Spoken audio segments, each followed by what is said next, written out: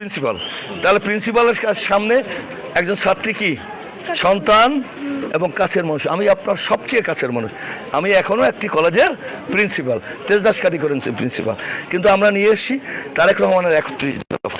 এই 31 দফার মধ্যে আপনারা জানেন যে এদেশের শিক্ষা ব্যবস্থা শেষ হয়ে গেছে। কখনো দেবদেবীর ছবি, কখনো ধর্মকে খারাপভাবে ব্যবহার করা, কখনো শরীফকে শরীফে বানানো, এই সমস্ত যে জিনিসগুলো মা আমাকে শিক্ষা দেবে সেই জিনিসগুলো এখানে বলে বিভ্রান্ত করা হয়েছে। আমরা একটি সুষম শিক্ষা ব্যবস্থা চাই, সকলের জন্য গ্রহণযোগ্য, এবং যে শিক্ষা ব্যবস্থা শুধুমাত্র একজনকে কেরানি সৃষ্টি করবে না, একটি কাগজ এবং কলম নিয়ে যিনি কাজ করবেন না, যিনি সমস্ত বিষয়গুলো জানবে।